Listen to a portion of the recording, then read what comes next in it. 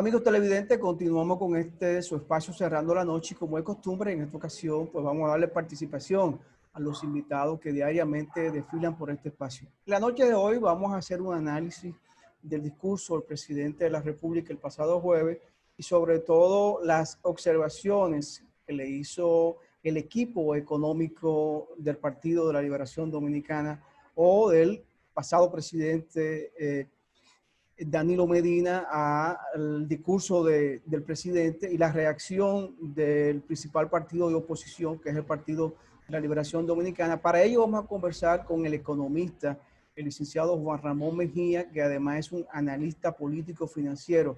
Con él vamos a hablar sobre algunas imprecisiones, según dice el equipo técnico del expresidente Danilo Medina, cometieron errores cometió el equipo económico del actual presidente de la República, el licenciado Luis Abinader. Buenas noches, Juan Ramón. ¿Cómo tú estás? Junior y Giovanni, para mí verdadero placer estar aquí con ustedes, cerrando esta noche con esta entrevista.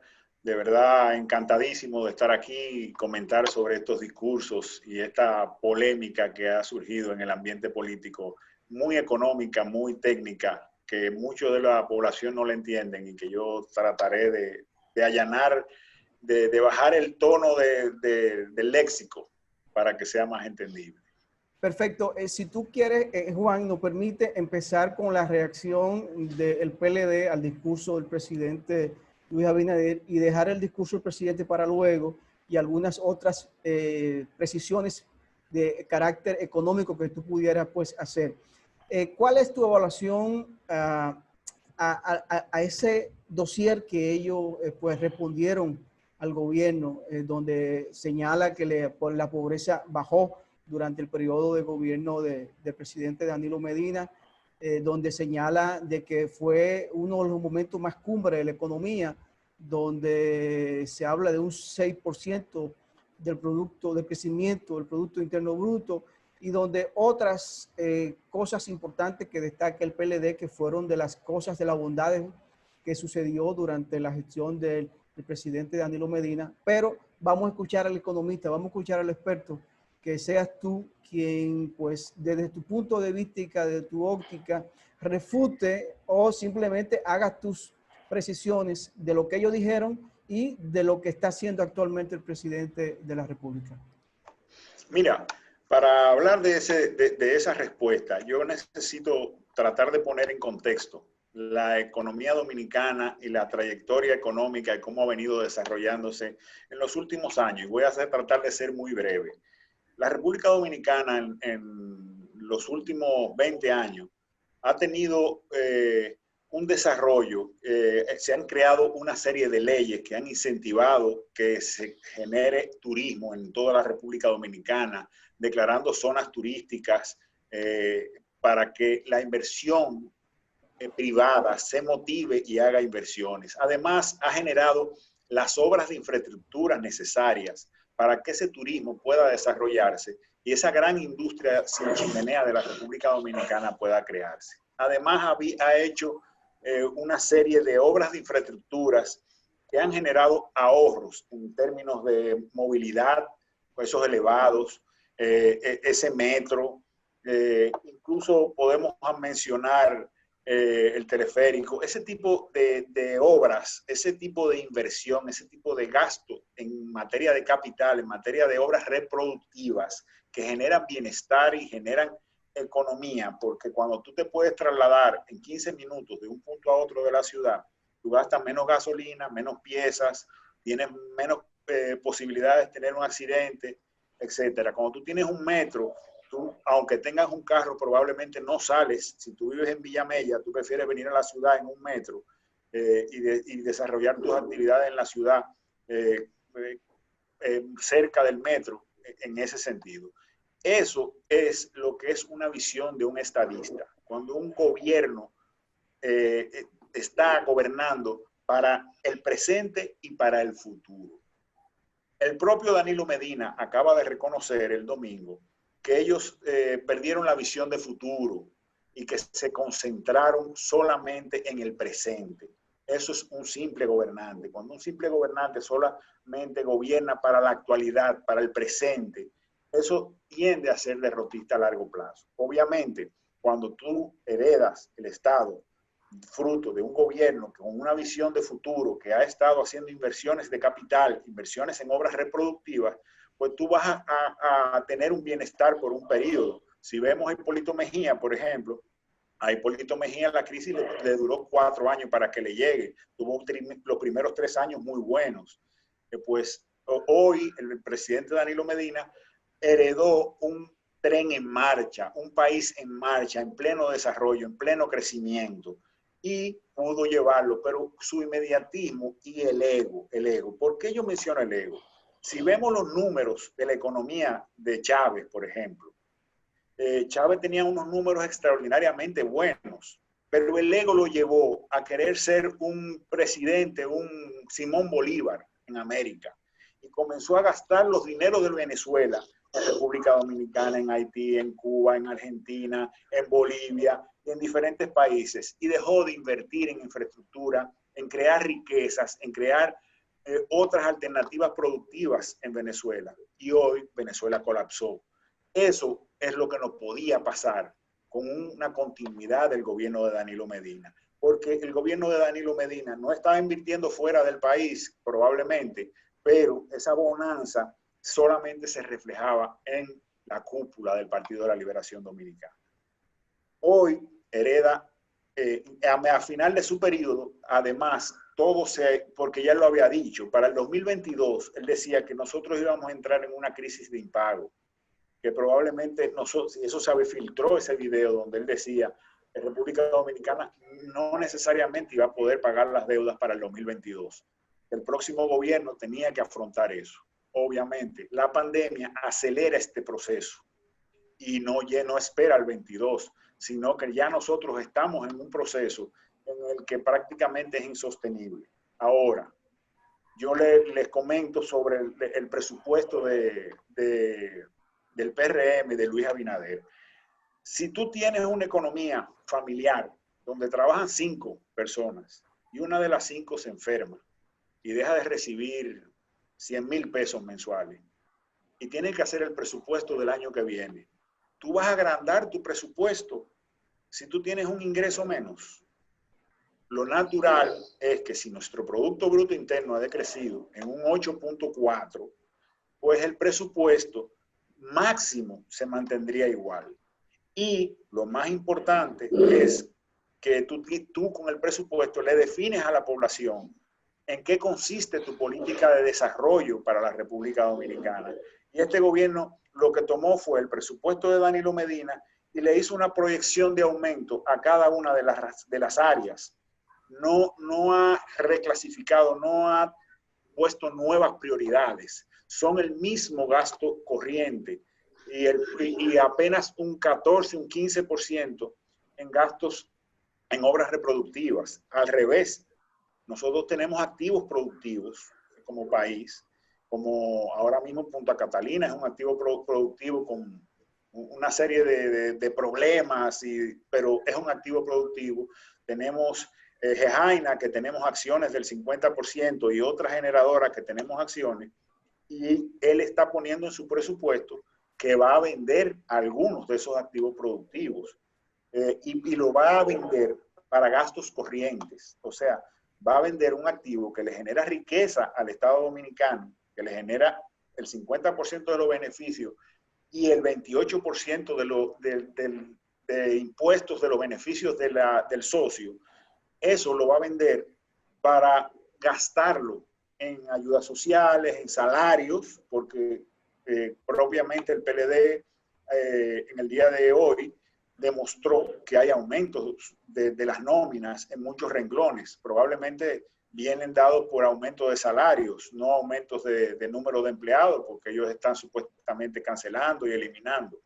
Entonces, lo que se muestra de este gobierno es que viene con la misma receta del inmediatismo, que no tiene visión de futuro, que no hay inversión en obras de capital, aunque tenemos que decir que hay un anuncio de que va a desarrollar Bahía de las Águilas, hay un anuncio de que va a desarrollar el puerto de Manzanillo, pero pero como dice el propio PLD, no se nos explica en detalle en qué consiste, cómo va a generar que en Pedernales mañana comencemos a construir y que el puerto de Manzanillo comience a generar más importaciones, más exportaciones, cómo vamos a desarrollar ese puerto. Tampoco explica, como propio dijo el PLD, cómo va a vender esas empresas del Estado. Entonces, ambos gobiernos han tenido la misma medicina y han sido presupuestos que señalan inmediatismo, que no hay una inversión en obras reproductivas. Para mí, estamos ante dos simples gobernantes que viven el día a día, que están enfrentando crisis, sobrellevando crisis y o creando crisis, porque entiendo que el gobierno de Danilo Medina en apenas 8 años duplicó la deuda pública, y esa deuda pública deberíamos decir que en República Dominicana tenemos un segundo piso, porque si usted duplicó la deuda pública, pues usted debió dejar obras reproductivas, inversiones. Déjame hacer una acotación ahí, Juan Ramón, y es precisamente en el documento que habla el PLD, dice que le dejó a este gobierno en carpeta, le dejó unos 1.100 millones de dólares que había negociado con organismos internacionales, eso es préstamo, y unos 14.000 millones en bonos en la banca local. Siguen siendo más préstamos. Ese fue lo que le dejó. Eso fue el dinero que dice que le dejó Danilo Medina al PRM. Una línea de reserva en el Banco de Reserva. Una línea de préstamo. Eso es lo que dejó, una línea de préstamo. Entonces, sí, yo creo que eso es más de lo mismo. Sí, es más de lo mismo, pero tengo que ser franco. En este momento, República Dominicana, en casi todos los países subdesarrollados del mundo, yo veo los informes de la CEPAL, Latinoamérica está en sentido general peor que nosotros. Todos vamos a necesitar tomar prestado. Este no es el momento de reducir el déficit fiscal que trató de hacer el gobierno de Luis Abinader, poner un presupuesto que tuviera un déficit fiscal menor para no ser criticado. Este no es el momento de eso. Nosotros tenemos que endeudarnos. La calidad del gasto es lo más importante. Que se hagan obras reproductivas, porque cuando tú dices voy a hacer una carretera, por ejemplo, tú vas a generar empleos, pero esa carretera va a traer un bienestar, va a traer que una finca que no está sembrada porque no había forma de sacar los cultivos adecuadamente o algo, la adquiera alguien porque ya hay una carretera y se haga un proyecto turístico, se haga un proyecto ecoturístico, se hagan casas y se genera más empleos y se desarrolla y crece la economía. Eso tiene un efecto multiplicador. Ahora, cuando tú tomas prestado para gastos corrientes, cuando tú tomas prestado para salir a janguear con tu esposa, a mandar de viaje a tus hijos, cuando tú tomas prestado para gastos corrientes, definitivamente tú estás cometiendo un error y no es sostenible en el tiempo.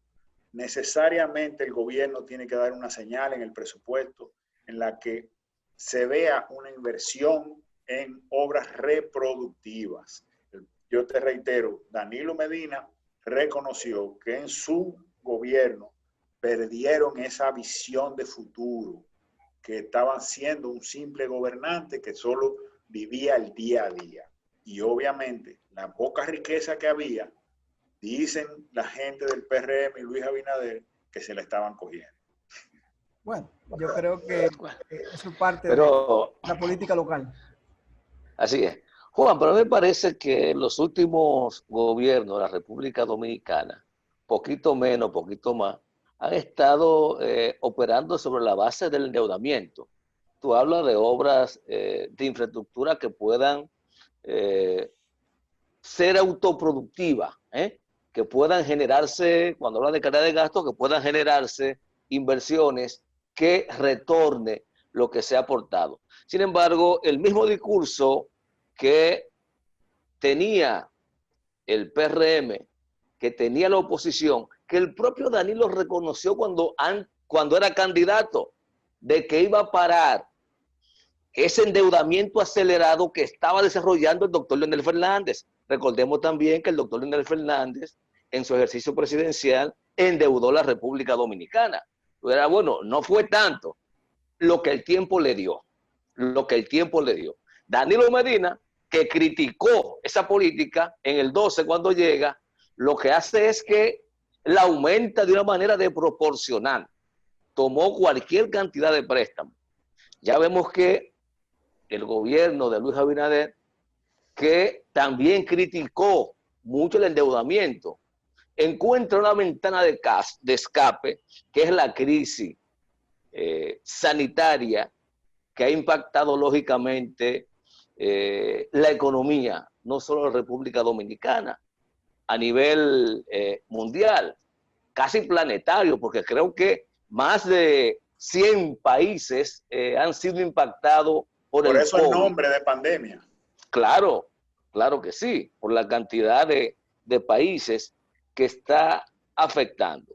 Sin embargo, me gustaría escuchar de ti qué hubiese hecho tú para enfrentar esta situación de un país en medio de una crisis económica aguda, los temores hoy día del COVID, porque sigue siendo una preocupación, un país que dice el gobierno que lo encontró sin un centavo. ¿Cuál hubiese sido, en tu criterio, la política económica correcta para conseguir los recursos necesarios para continuar con los desenvolvimientos normales del Estado? Mira, yo trato de bajarlo al lenguaje más llano posible. Si tú tienes una casa donde tú entre 5 personas generan 500,000 pesos y tú debes 100,000, tú debes el 20% de tu riqueza, de la riqueza que tú generas, tú debes el 20%. Leonel Fernández aumentó esos 100,000 mucho, pero logró aumentar las riquezas más. Y el porcentaje de la deuda sobre el Producto Bruto Interno, que es la riqueza capaz de generar un Estado, se redujo. Y eso es lo que nosotros tenemos que tener visión. Tú puedes seguirte endeudando, pero tú tienes que generar crecimiento. Por eso yo me refiero a que si no yo hubiese sido presidente, el programa de gobierno de la Fuerza del Pueblo así lo decía, nosotros hubiésemos tomado prestado. Es un momento de tomar prestado. No hay recursos. Estamos en una crisis. Y te digo, estamos en una crisis de salud que ha generado una crisis de economía y tenemos que detener que genere una crisis social. Porque un estallido social sería el golpe de gracia para la República Dominicana. Entonces hay que tomar prestado. Pero nosotros tenemos que tomar prestado y tener calidad del gasto público. Hacer inversiones en obras reproductivas que dinamicen la economía de cara al presente y al futuro. Cuando tú tomas prestado y tú inviertes en obras reproductivas de largo plazo, esos préstamos lo va a pagar esta generación y las futuras generaciones. Pero ese bien va a generar bienestar e ingresos a esta generación y a las futuras generaciones. Eso es lo correcto. Eso es lo que debe reflejar el presupuesto. Que haya una calidad del gasto. No que nosotros vamos a vender activos productivos. No, nosotros lo que tenemos que motivar. Yo hablo mucho de la alianza público-privada, por ejemplo. La alianza público-privada para obras de infraestructura está muy bien. La carretera de Puerto Plata, Santiago-Puerto Plata, del Ámbar, si no me equivoco, que sí, se llama, Ámbar, sí. se está planificando con una alianza público-privada. Pero también República Dominicana tiene que dar el segundo paso. Nosotros somos una economía de servicio. Pero ojo, Juan, tenemos una alianza, una experiencia muy mala. O una no, varias experiencias muy malas. De esas alianzas público-privado, que no solo tiene que ver con la generación eléctrica, sino con la concesión de obras, como por ejemplo la autopista Juan Pablo II, denominada autopista de Samaná. Entonces, ¿qué tipo de alianza? Donde el Estado solo asume riesgo y tiene que responder por las obligaciones de los terceros. Sí, en eso tú tienes toda la razón, toda la razón. No podemos satanizar el nombre de alianza público-privada por malas alianzas público-privadas, porque es como que dijéramos que satanicemos la construcción de una planta de gas, porque la de carbón yo sí la satanizo de toda forma, pero una planta de gas en este momento que la satanicemos porque hayamos tenido malas experiencias de construcciones de plantas. Nosotros lo que tenemos que como sociedad velar, porque como está la sociedad hoy en día, que no le deja pasar una a nadie, de seguir velando porque las cosas se hagan bien hechas, es que los contratos sean licitados adecuadamente y sean sometidos al Congreso, a un Congreso que hoy no es de un solo partido, sino que es un Congreso que está bien dividido. Te escucho, te escucho. Ok, entonces yo creo que en eso es que debemos concentrarnos. Ahora, te decía que también es importante que la República Dominicana ha vivido algo que nosotros veníamos diciendo quizás, y lo he dicho en varios artículos, y es que nosotros tenemos que diversificar la economía. En en China, en la India, fueron economías de servicio en un momento, pero dieron el paso a hacerse economías productivas. Nosotros no podemos seguir por la fragilidad que tiene el turismo. Fíjate cómo el turismo, con una pandemia o un conflicto bélico en la zona, se paraliza y nosotros caemos en una crisis inmediatamente. O fenómeno atmosférico. Un buen fenómeno atmosférico. Entonces nosotros tenemos que aprender de esta experiencia y ahora hacer fomentos, como hizo Balaguer, que hizo la zona industrial de Herrera, y hacer alianzas público-privadas para que industrias internacionales, nuestros embajadores y nuestros cónsules, mercadeen industrias internacionales que puedan revisar los acuerdos de libre comercio que tenemos para fomentar la industrialización y el desarrollo industrial de la República Dominicana. Eso, la diversificación de la economía, es lo que nos va a hacer, nos va a blindar de cualquier tipo de crisis, porque si nosotros fuéramos más productivos, pudiéramos estar exportando muchísimos productos terminados. Aquí no solo vivimos de agricultura, de zona franca, que es de servicio, cuando tuvieron que cerrar, también tuvieron que cerrar, y obviamente el turismo, que es nuestra gran industria sin chimenea. Pero nosotros el gobierno tiene que dar señales. Mira, cuando el presidente salió en un Tesla, a su toma de posesión, y dijo que invitaba a la gente de Tesla a invitar a República Dominicana, yo realmente me emocioné. Primero pensé que eso estaba planchado, que eso ya era un hecho, que él lo tenía como sorpresa. Y segundo, pensé que ese discurso lo iba a mantener en el tiempo. Veo que solamente hizo decir eso, pero no ha estado mercadeando en el exterior la inversión en otra industrialización. Es muy bien que Bahía de las Águilas se desarrolle, pero y va a hacer mucho bien para la zona, para la frontera, para la economía, para el empleo, para todo, pero seguimos con la misma fragilidad. Mira, hoy el gobierno está dando préstamos sin intereses para que tú te vayas a pasar el fin de semana en los hoteles de República Dominicana. Allá turismo interno, está fomentando el turismo interno. Eso es un tanque de oxígeno para esa infraestructura, porque esa infraestructura, si no recibe turistas internacionales, se vería compelido a despedir a todos los empleados.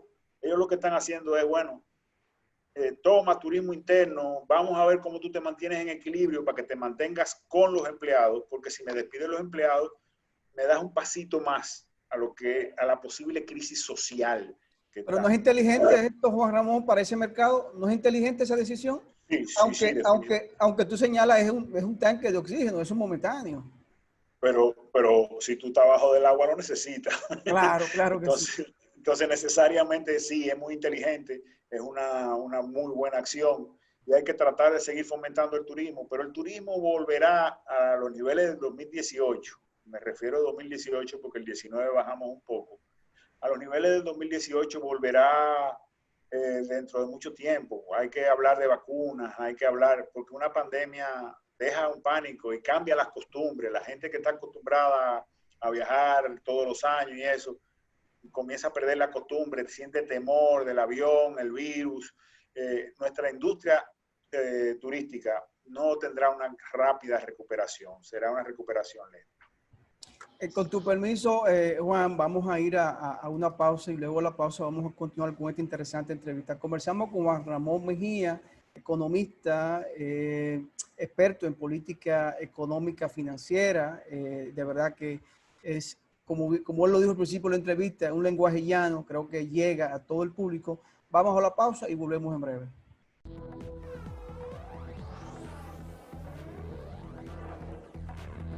Continuamos con Cerrando la Noche y esta interesante conversación con el doctor economista Juan Mejía. Y estamos pasando revista a la situación económica del país enfocada en la propuesta de presupuesto que originalmente había presentado el presidente de la República a través de su equipo técnico, encabezado lógicamente no solo por la Dirección de Presupuestos, no solo por el Ministerio de Economía, sino también Hacienda, digamos que son las partes controladoría, que son las partes esenciales, que se sientan a diseñar un presupuesto que algún día tendremos que hablar cómo se arma un presupuesto y para qué sirven los presupuestos, porque no solamente números grandes, hay que ver cuál es la utilidad. Pero eso será en otro programa. Y Juan insistía ahora en los préstamos. Evidentemente, todo el mundo sabe que necesitamos préstamos. Pero yo observo que cada vez que se elabora un proyecto de presupuesto, los ingresos del Estado caen sobre dos renglones fundamentales: endeudamiento externo o interno y las tasas impositivas a los dominicanos. Sin embargo, creo que hay algunos ejes de cosas mal hechas o insuficientes que hicieron anteriores administraciones, que es posible localizar, entiendo, algo de recursos. Usted me dice a mí, si nosotros decimos, vamos a revisar ahora, Juan, las negociaciones que hemos hecho con el consorcio minero Barrigol, que lo único que hemos dicho, adelántame la solución, adelántame los impuestos del próximo año y que siga todo igual. ¿Qué vamos a hacer con la autopista de Samaná, que nos cuesta $5 millones mensuales? ¿Qué vamos a hacer con esas empresas generadoras que están cobrando por capacidad instalada? ¿Qué vamos a hacer con los recursos que se ha dicho hasta la saciedad que nunca ingresaron de la capitalización de las empresas? Que ahí hay que hacer una pausa. Eso también terminó siendo una mala experiencia de alianza pública-privada, porque al final tuvimos que recuperarla. Y ahora nos están planteando que la vamos de nuevo a poner en manos del sector privado. ¿O es que el Estado no tiene capacidad para ser socio de verdad y generar riquezas a partir de esa sociedad con el sector privado, Juan? Mira, definitivamente te tengo que decir que eso no es un tema de presupuesto, como tampoco lo debió ser los impuestos, como tampoco lo debe ser la venta de activos productivos de la República Dominicana. Son temas que hay que verlo más adelante. O sea, seguro. El gobierno desde que entró ha estado hablando de que las ambulancias del 911 son alquiladas, de que los vehículos en otras empresas son alquilados y sobreprecios. Usted está hablando de la Barrigol. La Barrigol es un contrato que habría que revisarlo, pero no puede ser como tema de presupuesto. Debe ser un norte y debe ser un enunciado del gobierno. E incluso hay contratos de servicio, mira, de fumigación. O sea, son un sinnúmero. El Estado Dominicano es tan grande que hay tantos contratos que tú puedes estar seguro que la mayoría de ellos, por los precedentes, por lo que hemos ido viendo cada vez que hojeamos uno de esos contratos, podemos saber que muchos de esos contratos están sobrevaluados y son gastos superfluos que deben reducir, que deben ser una fuente, como tú bien señalas, una fuente para financiar nuestro presupuesto. Eso es importantísimo. Sin embargo, no puede ser un tema de presupuesto, porque yo no te puedo decir que yo voy a bajar el precio de las ambulancias o que yo voy a conseguir que Barrigol me pague más por horas con seguridad. Es un proceso de negociación, de litis, probablemente el gobierno se vea involucrado en una serie de litis y en otros momentos de la historia muchas de esas litis han sido para enriquecer abogados. O sea que también hay que saber cómo y con quiénes se va a hacer eso. Eso no es un tema de presupuesto, pero es un gran señalamiento el que tú haces. Definitivamente todos esos contratos, esas alianzas público-privadas deben ser revisadas por este gobierno. Pero sí hay un punto. A mí me gusta mucho mencionar que Luis Abinader, desde la oposición, en las elecciones y durante la pandemia, se mantuvo diciendo que que el gobierno tenía que llamar a la oposición para tomar decisiones conjuntas. Yo creo que este es el momento de que Luis Abinader también haga eso. Aquí la crisis es tan importante y tenemos el riesgo de llegar a que la pandemia de salud ya se convirtió en pandemia económica, se convierte en pandemia social. Para nosotros evitar que haya un estallido social, nosotros tenemos que llegar a grandes acuerdos de cómo hacer las cosas.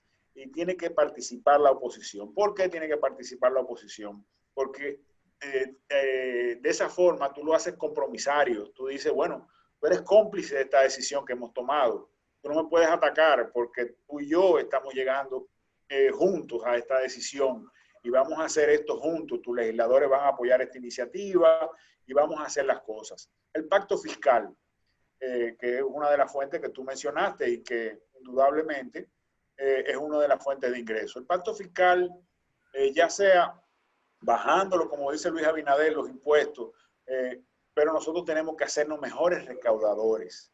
Y las economías informales tenemos que lograr que se formalicen. Los médicos que no pagan impuestos, que cobran en efectivo, abogados que no pagan impuestos.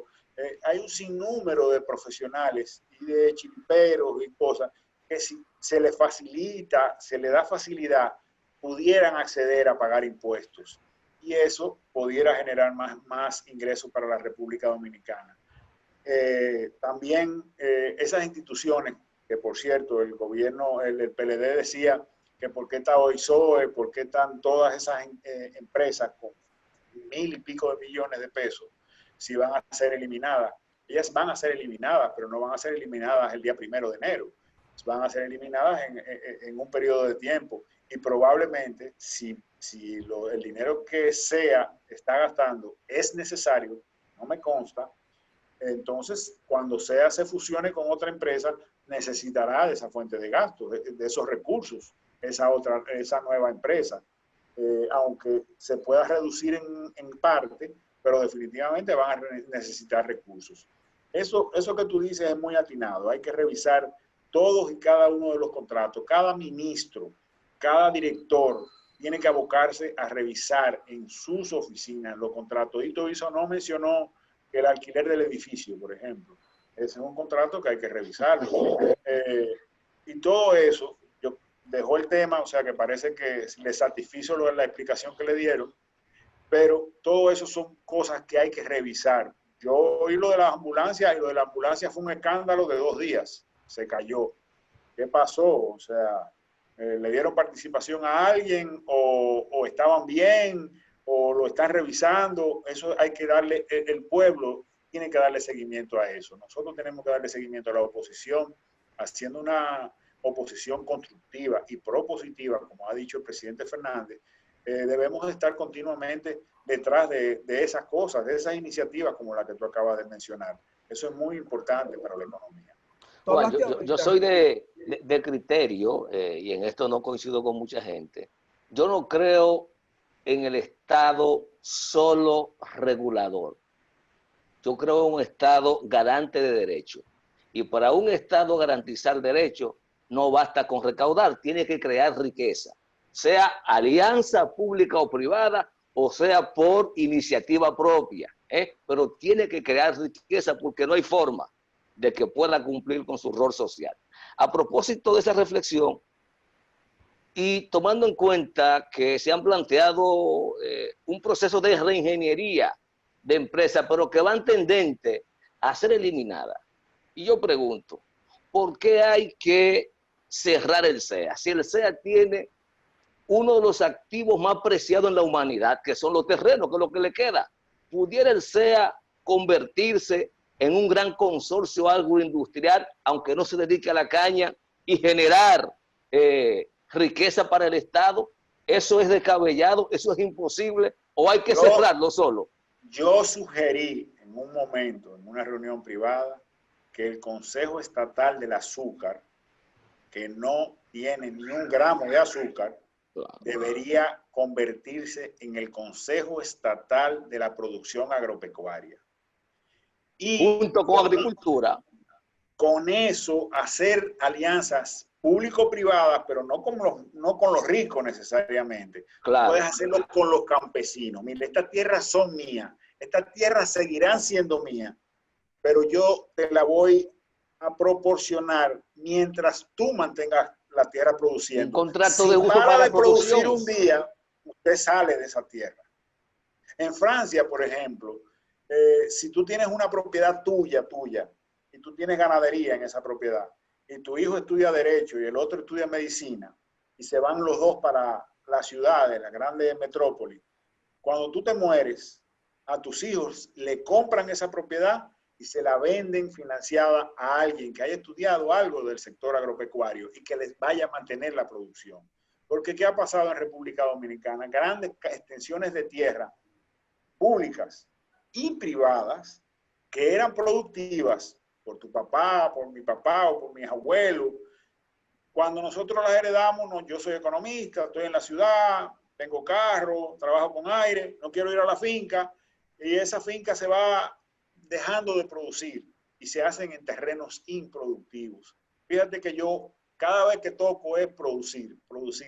Esa debe ser la prioridad de un país. Nosotros tenemos que hacernos productivos, innovadores, y eso debe ser lo que el gobierno más impulse, porque en esa medida hay empleos, hay bienestar, hay divisas, hay estabilidad económica, hay diversificación de la economía, y eso es importantísimo para una nación. Si tú te vas a cualquier China, por ejemplo, vivimos hablando de que China produce todo, pero si tú le pides arroz, te manda arroz. Y así un sinnúmero de productos agropecuarios que tiene y que produce, porque diversificó su economía. China tiene un turismo extraordinario, y eso es diversificar la economía. Eso es lo que le da fortaleza. Cuando usted tiene un hijo economista, un hijo abogado, un hijo médico, pues si cierran los hospitales, seguimos comiendo en la casa. Si cierran los juzgados, como está ahora mismo. En el algo popular, Juan, no poner todos los huevos en una sola canasta. Es correcto, de eso se trata. Ahorita pusiste un ejemplo muy gráfico, y es el caso de la monoproducción petrolera de Venezuela. Se concentró solo en petróleo, y llegó un momento en que era insostenible ya la situación. Si Chávez hubiese invertido lo que invirtió foráneamente en otros países, lo hubiese invertido en la maquinaria productiva de Venezuela, Venezuela fuera una nación de primer mundo ya. Y está siendo una de las más pobres del hemisferio. Y pudiera ser una nación de primer mundo. ¿Tú te imaginas que todos esos recursos de Petrocaribe que financió, que regaló en Haití, que regaló en Cuba, políticos que hizo presidente en otros países, etcétera, todo eso se hubiese invertido en Venezuela, en hidroeléctricas, en obras, en carreteras, en un país, una nación tan grande, en carreteras, colocando invernaderos, haciendo industrias, y hubiese diversificado esa economía, hoy en día Juan, Venezuela no tendría problemas. Pero Petrocaribe no fue enteramente malo. Petrocaribe también fue una inversión en condiciones blandas para los estados que no supieron aprovechar, pero tampoco fue un regalo. Nosotros tuvimos que pagarle el petróleo a Venezuela en un momento con la refinería, que luego recompramos. Pero yo creo que es justo también decir eso, no todo fue un derroche de recursos. Creo que hubo limitaciones, pero hubo inversiones de verdad. En República Dominicana no fue gratis. Perdón, yo le estoy diciendo muy del punto de vista de Venezuela, de como venezolano. Pero si lo tengo que decir desde el punto de vista de República Dominicana, gracias a hermanos venezolanos por esa ayuda, porque en el momento que nos las dieron, nos salvó la vida. Era extremadamente necesario. Claro. Esa crisis que el presidente Fernández tuvo que llevar en el 2008, con un petróleo altísimo y con una crisis mundial, nosotros teníamos un Petrocaribe, un hermano país de Venezuela, que nos estuvo apoyando, y nosotros tenemos que agradecer eso para la vida que tengamos, porque realmente fue una gran ayuda. Te quería aclarar que PDVSA sigue siendo dueña del 49% de... Todavía tiene. Todavía, sí. Sí, hay un tema que tú lo has dicho varias veces, Juan, y es la producción, ser autosuficiente. Y yo creo que es algo que tenemos que seguir, pues, haciendo hincapié. Y yo a veces me pregunto que nuestro país, caramba, no produce ni siquiera un clavo, ni siquiera una hoja de zinc, no estamos produciendo nada y nos basamos simplemente en el turismo, los servicios, la remesa y ahora lo que tiene que ver con en el caso de Barrigol, lo que es la minería. Pero ¿tú crees que hay posibilidades de que no seamos tan dependientes de esos tres elementos, turismo, remesa y minería, y que podamos pues invertir más en tecnología, preparar más a nuestros muchachos para hacer el laboratorio? El presidente Fernández una vez habló de un Nueva York chiquito, y vemos hoy el parque cibernético, vemos el Instituto Tecnológico de las Américas, vemos todas esos institutos. Vemos jóvenes de una universidad ganando un premio por lo que presentaron en la NASA. Vemos un dominicano destacándose en la universidad. Si tú te vas a cualquier universidad de Estados Unidos, te vas a encontrar jóvenes dominicanos destacadísimos en los cuadros de honor. Yo digo que el dominicano es el mejor del mundo. Si lo pones a jugar pelota, se destaca. Si lo pones a jugar basquetbol, se destaca. Si lo metes en una universidad, se destaca. Y ay, si lo metes en un barrio, también se destaca. Porque nosotros somos buenos en todo. Así definitivamente. Entonces, realmente nosotros lo que necesitamos es oportunidades. Si nuestros empresarios no tienen la prioridad de desarrollar ese tipo de industria, pues el gobierno tiene que irse a Brasil, para poner un ejemplo, se puede ir a Francia y decirle, mira, Francia, tú estás exportando esta industria tuya, identificar industrias que están exportando a Estados Unidos. Y que, por ejemplo, cualquier producto brasileño que va a entrar a Estados Unidos, primero tiene un flete mucho más caro que si lo produjera aquí. Segundo, no tiene acuerdo de libre comercio, paga unos impuestos que pierde competitividad el producto brasileño. Sin embargo, si ese mismo empresario tú lo motivas, le consigue recursos aquí en República Dominicana para financiarle que ponga una industria en República Dominicana, con muchísimo gusto él vendría, pondría una industria, que las hay ya en las Américas, hay industrias brasileñas de ese tipo, para aprovecharse de los acuerdos de libre comercio y la cercanía, acuerdos de libre comercio con Europa, con Estados Unidos y con Centroamérica.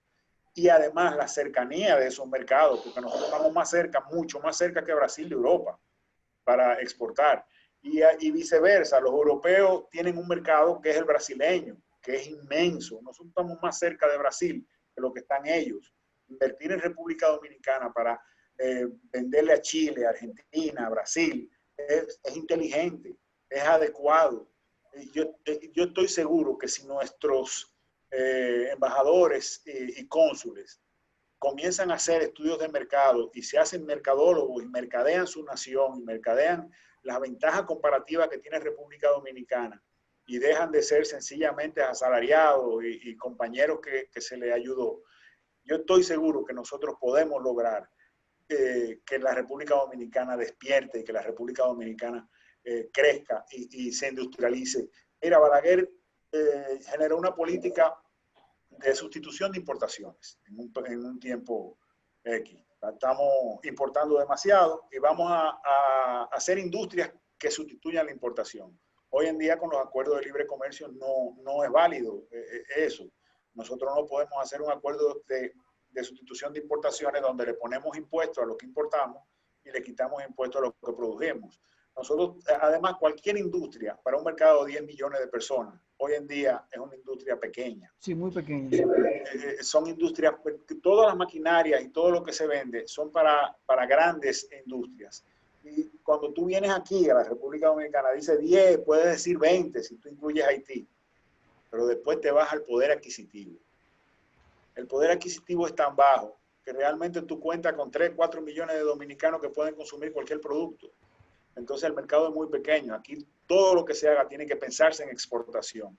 Y en ese momento el país va a comenzar a crecer y va a comenzarse a desarrollar. Entonces, Juan, hay que darle la importancia a la tierra que dicen en papeles que tiene. Claro, claro. Hay que hacerla productiva. Que un general la tiene, bueno, si la tiene produciendo, podemos hacer un acuerdo con el general. Pero si la tiene con una casa de campo y nada, no, aquí hay que producir. Todas las tierras tienen que estar produciendo. Bueno, Juan, antes que te vaya, ¿estamos preparados para grabar en República Dominicana las grandes fortunas? ¿Es necesario? Hay que sentarse a hacer un acuerdo fiscal, pero un acuerdo con todos los sectores. Y sí, es posible que esos sectores, que no sea solamente la clase media que pague los platos rotos. Definitivamente todos tenemos que colaborar, pero si se crece la base impositiva, si se aumentan los salarios, si se aumenta la productividad, no será necesario. Aunque en este momento, hacer lo que yo estoy diciendo se logra en varios años. Para eso se necesita un estadista, porque muchos de esos logros tú no los logras dentro de tu gobierno. Se necesita un estadista que quiera dejar sembrado el futuro para la humanidad y que la gente al final lo valora. Porque cuando Balaguer hacía una 27, una 9 de casa, os reconocemos a Balaguer, Juan, discúlpame. Al final, después que lo acabamos, sí, entendíamos que eso era para... Hoy lo bendecimos. Definitivamente. Igualmente con Leonel, esos elevados, odiosos elevados, túneles, ese metro que no servía, que cómo va a caminar un metro en República Dominicana si aquí no hay luz, aquí hay apagones. Todos lo criticamos, todos íbamos en contra de eso. Y hoy en día es una obra magistral, es una obra ejemplo internacional. Juan, excelente entrevista, yo creo que sin desperdicio, como diríamos, y agradecerte que haya estado con nosotros y las puertas están abiertas para otra ocasión. Volvamos a analizar este y otros temas. Muchas gracias, muy buenas noches y encantadísimo de volver cuando ustedes gusten. Perfecto. Señores, conversamos con el economista Juan Ramón Mejía y además analista político financiero. A ustedes, gracias por la sintonía. Este equipo encabezado por Junior Espinosa y un servidor, Giovanni Almonte, le deseamos feliz resto de la noche y hasta mañana.